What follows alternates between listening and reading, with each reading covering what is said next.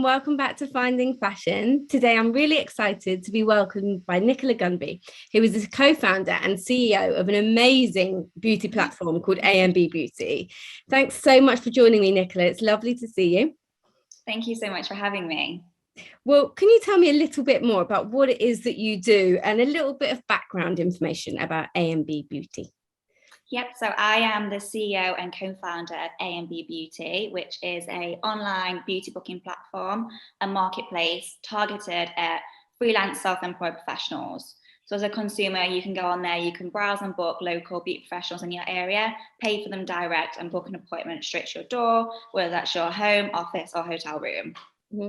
And what was it that kind of led you to launching AMB Beauty? Was there, did you notice a gap in the market, or did something happen in your career that you thought, right, this led to this amazing idea?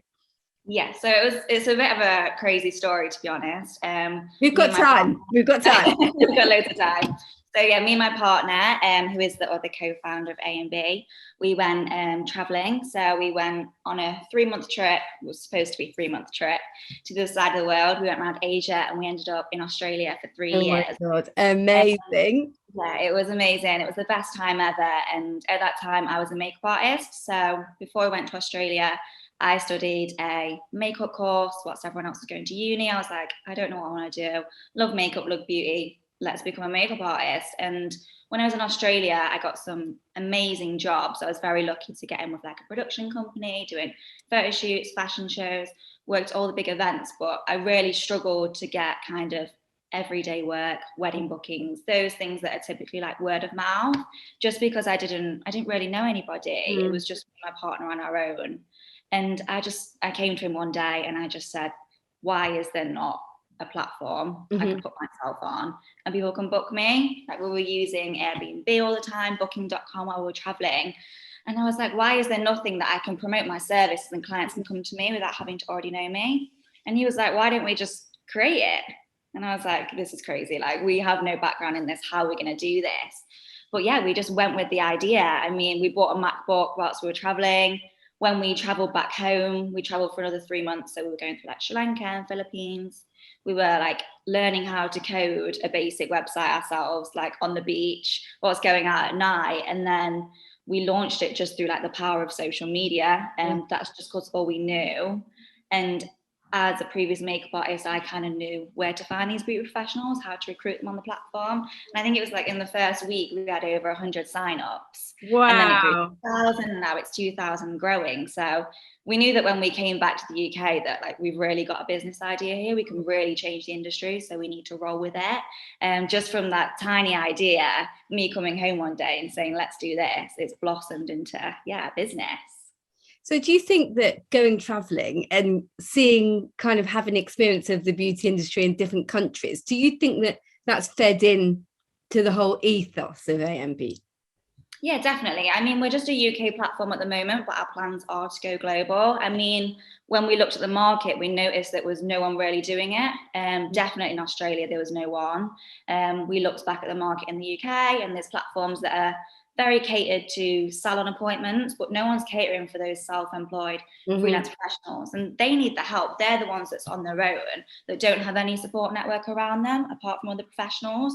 So yeah, we just knew there was nothing out there. And I think I went traveling because I didn't really know what I wanted to do, was kind of a bit stuck. And I think you have so much time when you're doing nothing all day to think about what you want in life. And I never really considered myself as like an entrepreneur. I think that kind of just grew, and I knew that I wanted to do something on my own, but I didn't know what. And then when the idea came to me, I was like, this is an opportunity we kind of can't pass up on. Yeah. And it was one of those moments where we were like, surely there's something already out there. When we looked more into it, there was nothing doing exactly what we wanted to do. Yeah, it's such a good idea. Like you say, it's so mad that nobody's thought of it before. Yeah. But how can you say that you're not an entrepreneur? You've kind of created, like found this gap in the market and created a business. Yeah, amazing. I never considered myself as that though. I didn't really know what I wanted to do. So, and I never really knew much about starting your own business. Didn't really know anyone that's done it. So we kind of just chucked ourselves in the deep end and just went for it. Well, it sounds so exciting. So the rise of digital commerce really has really kind of shaped up the way that beauty is kind of bought and sold online. And you know, especially with, I hate to talk about it, but COVID, you know, it's really changed the way that people kind of invest and consume beauty, because it's now like, you know, we want to be able to kind of touch, feel and try on beauty online. So it's, the digital revolution has completely shaken that up. How do you kind of feel that that's inputted into your business? Do you think that there's a real like need for that user experience when it comes to, I don't know, like people being able to look at makeup artists' work, for example? Yeah, definitely. I think we launched the platform at a perfect time. I mean, it was just before COVID, so we had that kind of year or so testing the market, and then COVID hit. Unfortunately, we couldn't trade, but we kind of learned from that situation. And obviously, technology is accelerated. I think it's like 10 years in the space of one due to the pandemic. So I feel like we're at the perfect time now to make this platform huge. There's obviously the likes of Uber, Deliveroo, Airbnb, all these service providers that we're so used to using. And it just proves that consumers want things quickly. With the click of a button, they don't want to have to wait. And I think beauty is only just catching up with that industry. And it's that on-the-go trend that's going to become so much more popular now. And yeah, beauty is such a fast-paced industry, which means I think that businesses really have to be on top of the trends constantly and understanding what the consumer wants and needs. When it comes to that modern consumer, how do you think that our kind of access to beauty have really changed in the last few years, and therefore the demands of the consumer have really changed? Yeah, so I think beauty is obviously always constantly evolving. There's always going to be something new and fresh. I think you look at social media all the time and there's a constant new trend that everyone's following, these TikTok trends, these makeup artists. And I think that a few years ago, we didn't really have that. We were more focused on print and like what was called in the magazines. And now we don't really have that. And I think a trend can be created overnight with the power of social media, especially with like the younger generation that definitely wanting and expecting and doing a lot more than we ever did when we were in that situation. And they're the new consumers. They're the ones that's growing into the trends. So I think myself, when it comes to beauty, and I am by no means a beauty buff, I can barely put on mascara. But me myself, and I am in the industry and I've worked on shoots, like I often feel a little bit overwhelmed by not only the beauty products that are out there, but the beauty experts who are out there. How is it that the platform can kind of almost like match up the expert and the beauty professional with the consumer? Because we're all looking for different things, right? I think that's the issue with social media as well. I mean, you can type in London makeup artist on Instagram and there'll be thousands and thousands of people. Yeah. And there's no way that you can book them without messaging them directly. If they've got loads of followers, they might not even see that. You don't know if it's their work, you don't know their prices, you don't know their availability. And I think on Instagram, you only see like the big names. These smaller people get lost, even though they've probably been working in the industry so many years. They don't have a chance to market themselves against these people on Instagram. So that's why when we created the platform, we wanted to be full transparency. We wanted you to be able to pick your professional, see profile pictures, images of their work, prices, bio. You can message them. We wanted to give like a real insight into their profession and real reviews. And I think we're just giving you the choice. So if you want to go and spend £500 on a celebrity makeup artist, you can do that.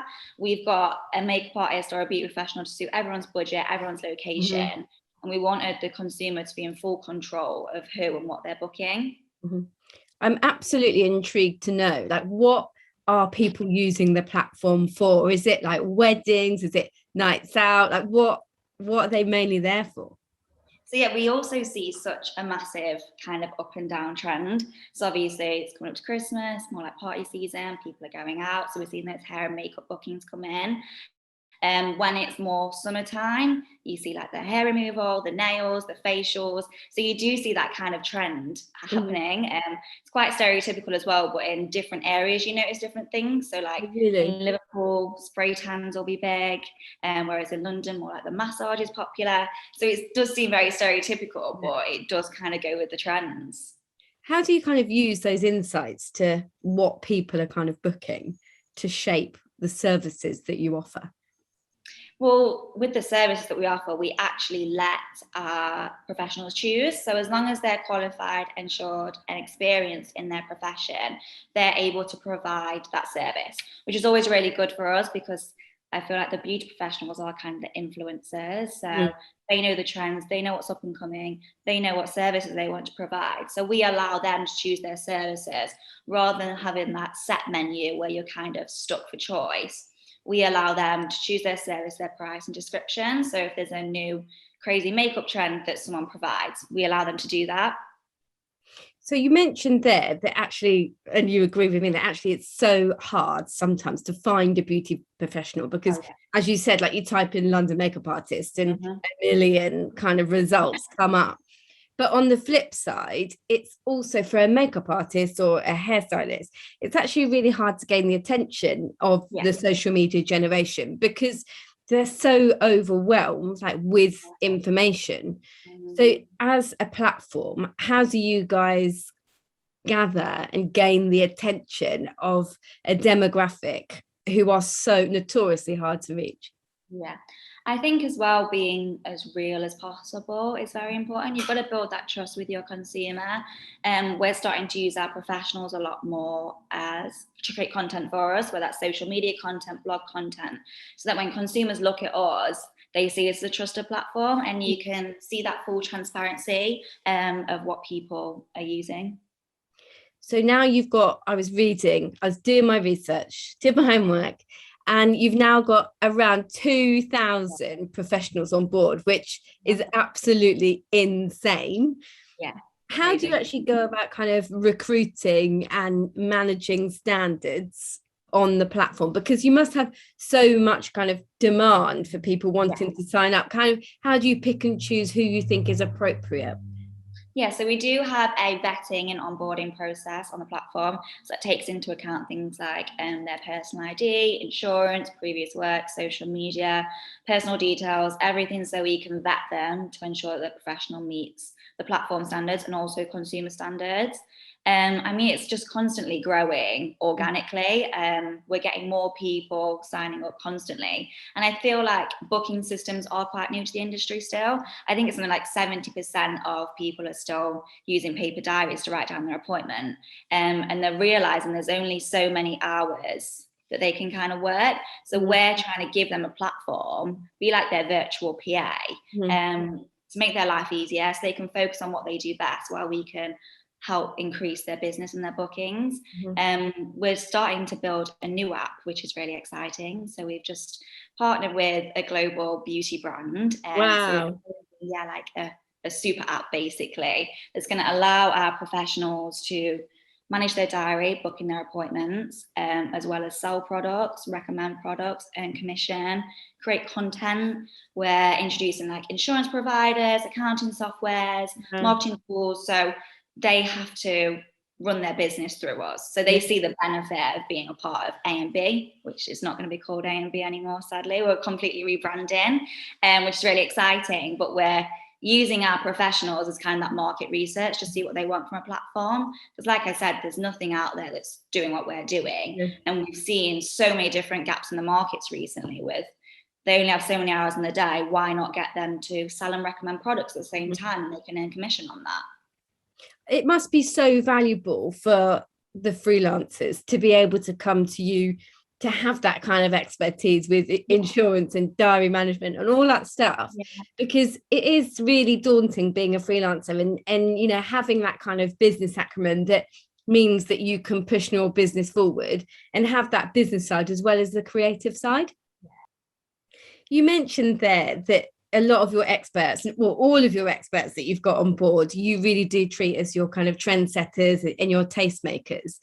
And for me, who is not a beauty expert but loves beauty, you know, for me, I see new trends emerging all the time. Like you said, new trends can emerge on social media overnight. It is insane. Just last week, I was on a shoot and I was talking to this makeup artist, and he was saying, yeah, there's this new trend for hyaluronic acid injections. Like it's that amazing way to kind of get like have that like fresh look. And I was kind of overwhelmed because I thought, oh my God, that sounds absolutely amazing. But there's these new trends evolving all the time. Yeah. How do you ensure that the experts and the professionals that you've got on board are always going to be up to the minute with really competitive beauty treatments?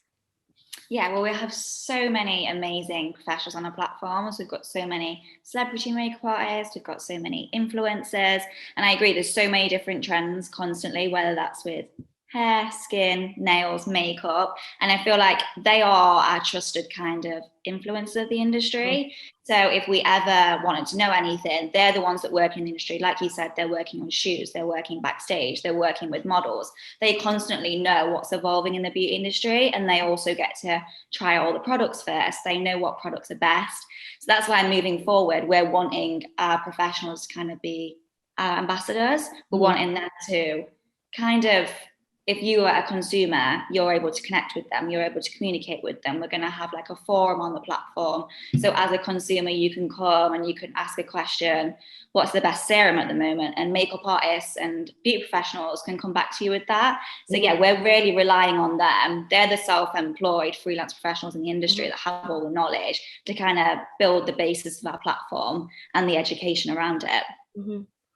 The pandemic, I hate to come back to it, but the pandemic was really particularly hard on freelance professionals with, you look at makeup artists and nobody was shooting, hair salons were closed.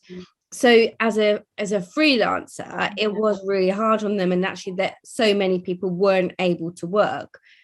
In your time in the beauty industry and launching AMB, how have you seen that these professionals in the beauty industry have had to adapt?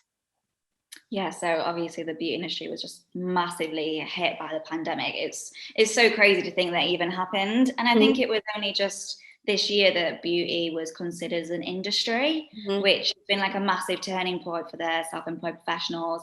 I mean, they were hit really hard with like the funding and everything. I think being self-employed was the hardest hit, when running a business for them is hard already, because like I said before, they don't have kind of a support network. I think as a previous makeup artist myself, you don't actually get taught how to kind of run a business when you become a beauty professional. You just kind of have to figure it all out, and whilst building a client base at the same time, like you're expected to be a marketer and an accountant whilst doing makeup on the weekend. Like it's just not possible. So I think they've had to massively adapt, but I think also more people are wanting to become self-employed, or they're doing like beauty as a side hustle, like people that have a 9-to-5 are wanting to do nails on the weekend, whether it's for extra money or just because they actually enjoy it. And I think on the consumer side of things as well, the pandemic's taught us that being at home is more normal. So we exercise from home, we work from home, we buy products from home. So it kind of doesn't feel strange for a beauty therapist to come to your home rather than for you to go to a salon. So yeah. There's such a huge amount of new talent coming into the industry. Like I, up until June this year, was fashion lecturer alone and worked with a lot of beauty students. And you just see this like influx of talent coming into the industry all the time. How do you guys kind of work to support that fresh new talent who, do need that boost into the industry? So we are big on growing with them and their business from the very beginning. So we actually do partner with beauty schools and academies. So I think we're partnered with around 20 now in the UK, so that when they graduate or after they've graduated a couple of years, they can come straight on our platform and start gaining work. I found that when it was starting out, I found it really difficult to get my name out there, and there's not much help. So what we're doing is we're kind of creating a package, so the full life cycle of a supplier. So in their course, they'll do a module and we'll help them how to build their AMB profile, how to market themselves. They'll come onto the platform, they'll start gaining work, and then they'll grow from there and stay with us. Because when I was qualified, I was told to create a website, a basic website that had no booking system and got no traffic. Whereas now, people can put themselves on our platform, it's going to get the traffic, they're going to get views in their local area, and they're going to get those clients coming through. And I think as long as we're transparent and they're transparent, that I'm newly qualified, I've been qualified a year, people are happy to book them.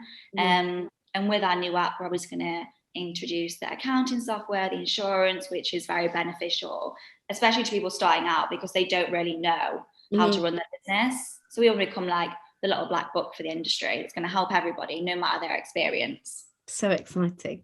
Well, you've got so much in the pipeline. So you've got a new name, you've got a new app. So you're partnering with a beauty brand, which I know that you're not going to let me in on. No, I'm sorry. What do you see? Like, do you see the value in, you've got all of that kind of like digital support there. Do you see the value as a business and as a brand to be able to work, you know, face to face with professionals as well?